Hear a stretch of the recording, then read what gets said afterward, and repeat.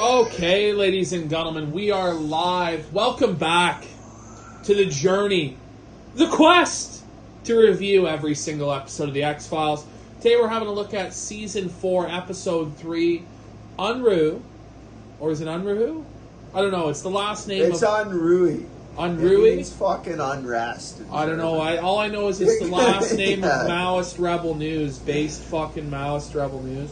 Well, and it means unrest, which is insightful in the Maoist Rebel News' life. So, this episode starts off, this kind of like drug addict, sketchy looking bitch is going to get her passport photo taken at the pharmacy there. She goes in and she gets her picture taken, but she forgets to pay. So she goes... Now, on the way, she's arguing with her fucking boyfriend. You know, because they've committed some sort of crime or whatever, and the cops go by and they're sketching out, you know, and there's a lot of unrest in the scene before she goes in to get her passport photo taken. I thought that was important. It certainly is, that's right. And then she forgets to pay, so she goes back out to the car to get her wallet, and a guy bumps into her. Well, this hooded figure in this fucking hooded rain jacket that came into the store and then followed her out and bumped into her, and she feels a pain. Because you find out later he stabbed her with a needle. Yeah, with like drugs in it to knock her the fuck out. So she's like stumbling towards the car, and she gets to it, and the boyfriend is fucking dead. He's been fucking shanked. Through the ear, you know. He's bleeding out his eardrums there. Yeah. So...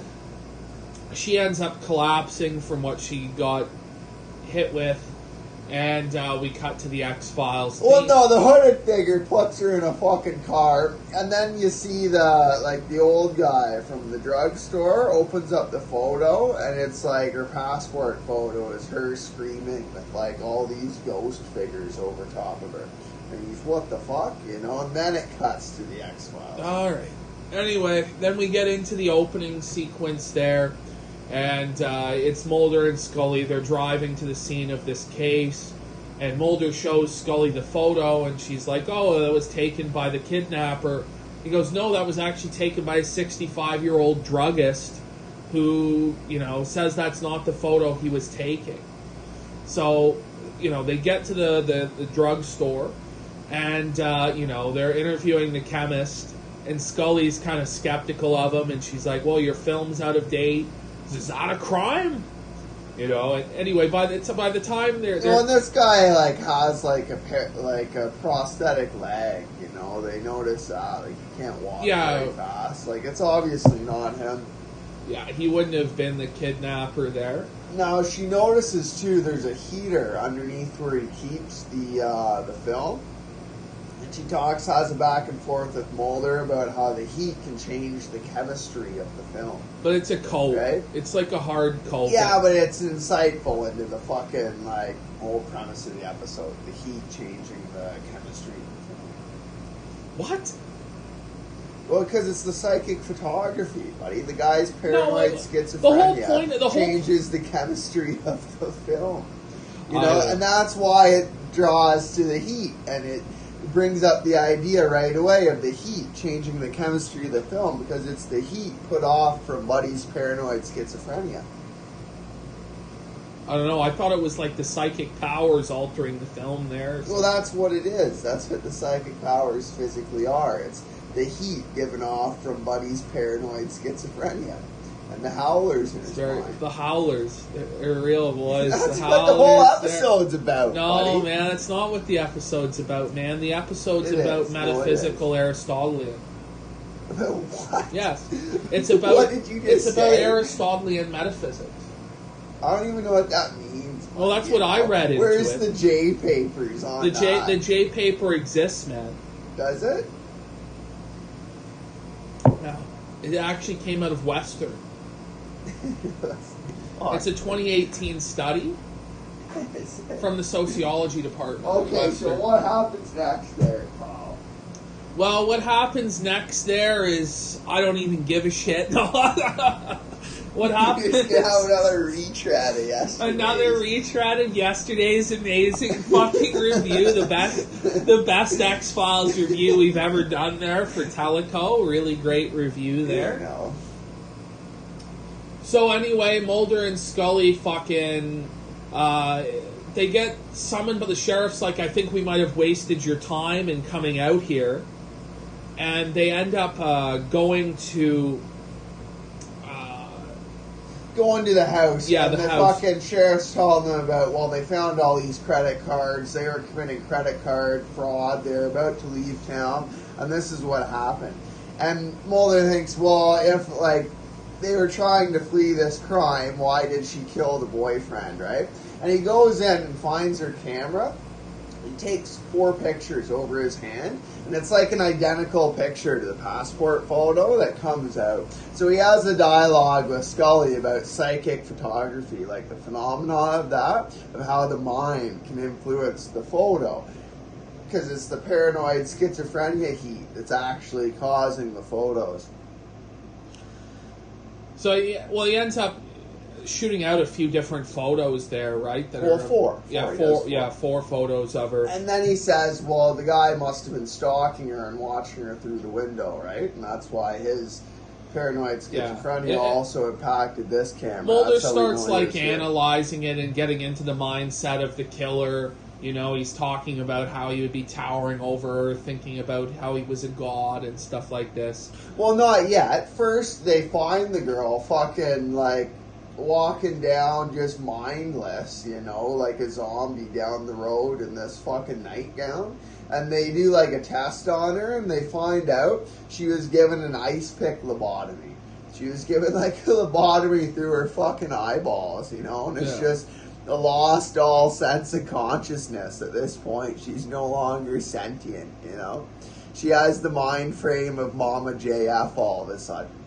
You know? By the way, Mama JF, it's fucking coming in an hour, boys. Fucking live fucking Mama JF. Yeah, so another girl gets abducted, you know, and you see a scene with fucking the guy given, like, speaking in German. He's using the word UNRUHE. And when they did, like, the brain scan on the other girl that they found that got lobotomized, she was just repeating the word UNRUHE, right?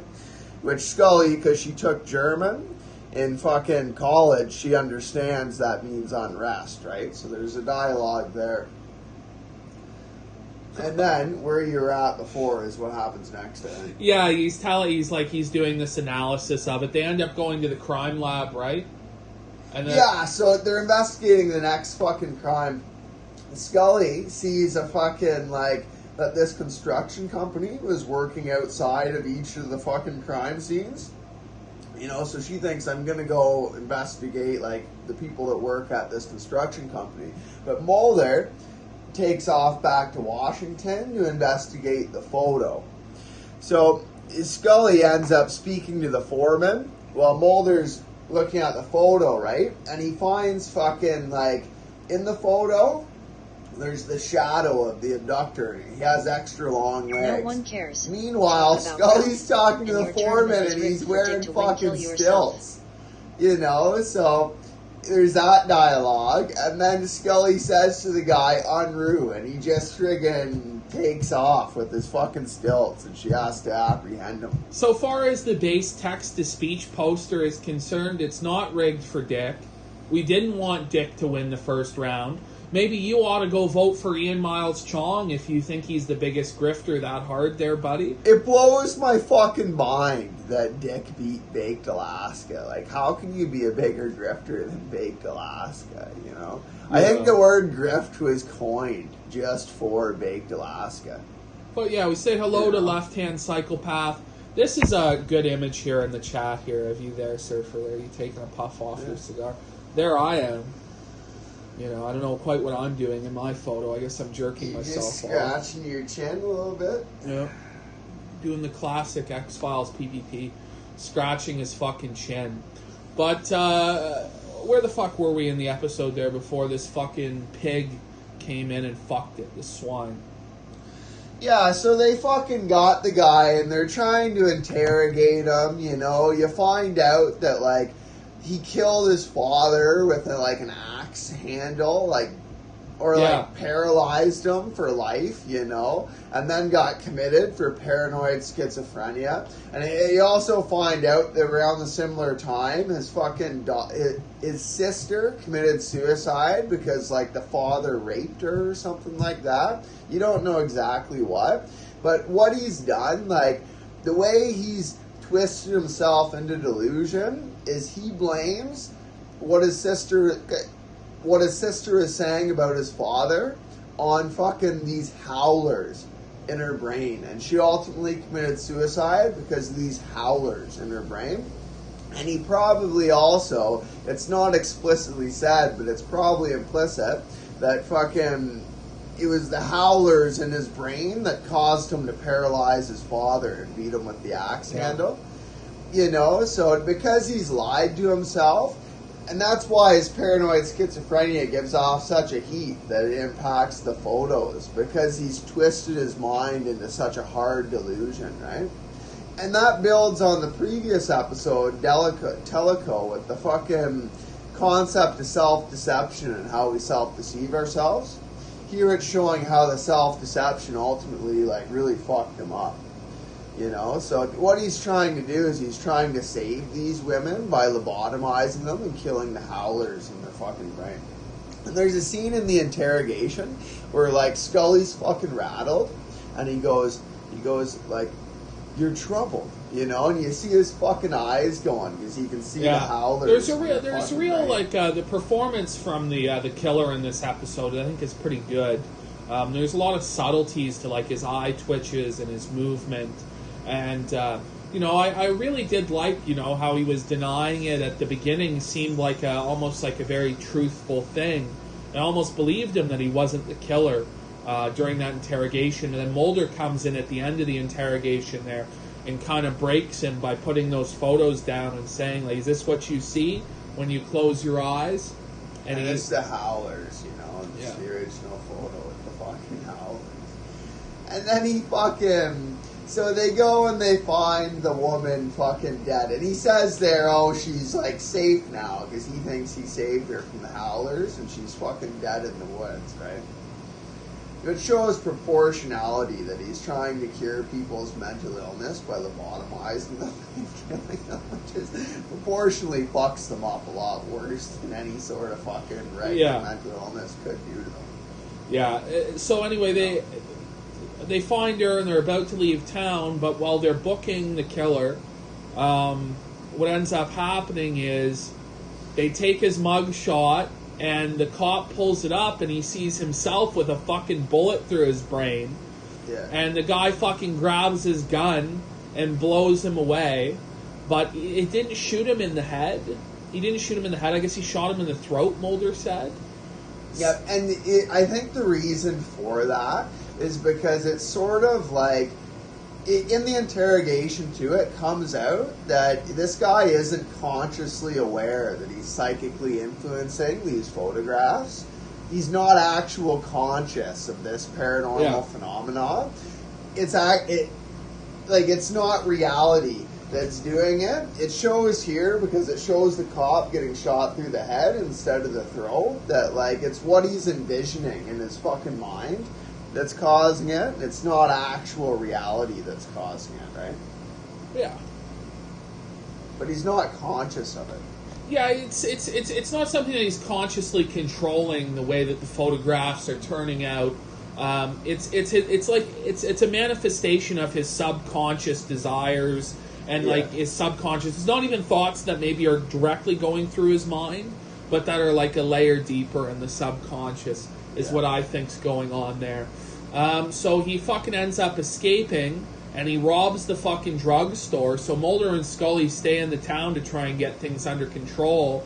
But while they're investigating at the drugstore, Scully goes out, and he fucking gets Scully with a needle in the foot and fucking kidnaps Scully. He's hiding under the vehicle, which the guy's got the body type of PPP. So it doesn't make a ton of sense how he's fit himself underneath of the vehicle. I don't know. I think he's a lot less fat than I am. I don't know. And I don't know. Even I could probably fit under a fucking vehicle. Fit under under. Buddy, it's like this much room underneath the vehicle. You can still get under there. Like, I could, yeah, but I wouldn't have a lot of room to move around. I don't know, man. There are plenty of mechanics who are kind of fucking portly. Yeah, but they hoist it, yeah. Up, right? Yeah.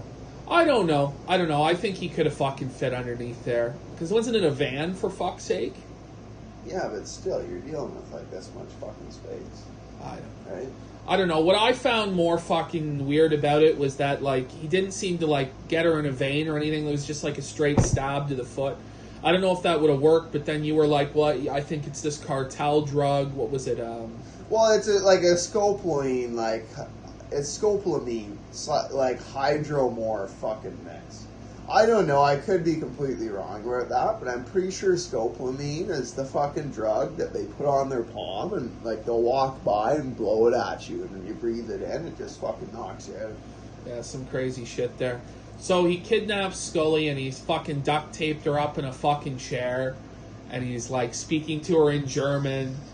But Scully also speaks German, so that's how she fucking, like, gets into his mind and delays getting lobotomized. She fucking speaks back to him in German. He tells her about the howlers and about how she goes, the howlers aren't in my mind. And he goes, no, see, they made you say that right there, you know? That's proof of the howlers. You know, so she's fucked.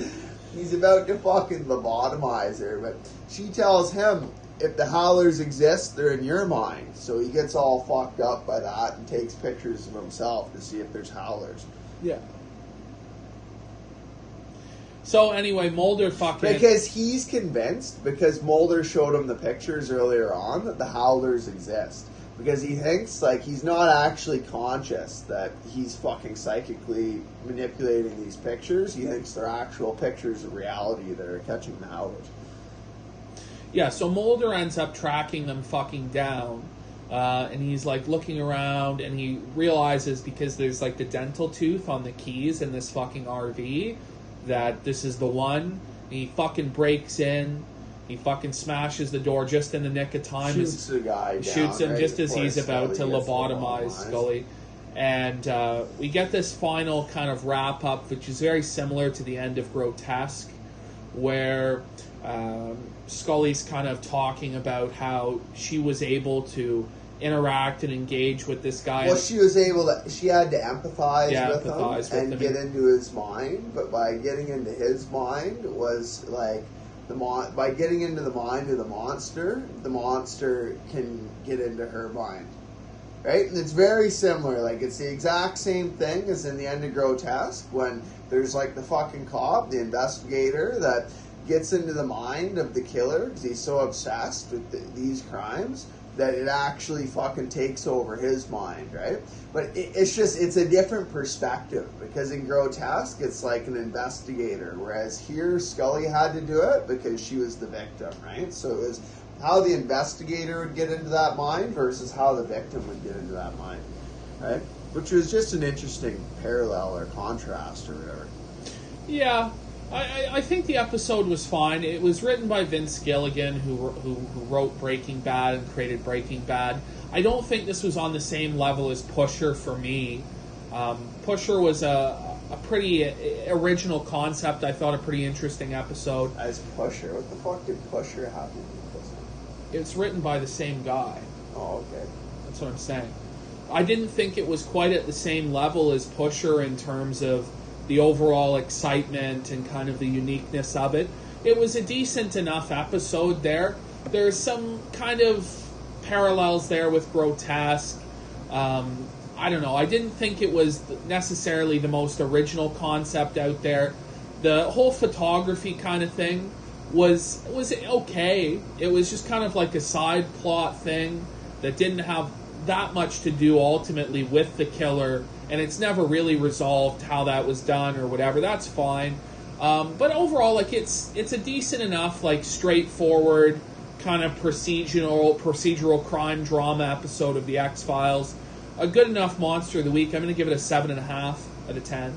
Yeah, I'm going to give it a 7.4. You know, it built on how this guy had self-deceived himself into paranoid schizophrenia, and it built on the idea from the Teleco, the last episode, on fucking self-deception and deception in the mind, right? It sort of showed the results of that, how he ultimately spiraled into paranoid schizophrenia because he didn't want to accept that his father raped his sister, you know, and that it was by his own free will that he beat his father into paralysis. The performance from the killer was pretty good. The interrogation scene with Mulder and Scully confronting him about his past was a good scene.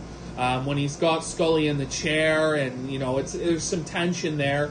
That was also a pretty good scene. David Duchovny as Mulder, I think, did a really good job in this episode as well. Some funny lines about, like, tasing the fucking... the old dentist, and, you know, both times. And so I think, you know, it's a pretty good episode. It's serviceable. It was better than the last episode. You find out based Aryan waifu Scully speaks German. Yeah. So yeah, I think that's about it for this one. You got anything else? No, that's about all I got. All right, we'll see you. We'll see you guys in the field where I died or something like that. I think that's it. Yeah. All right. Cheers. Cheers.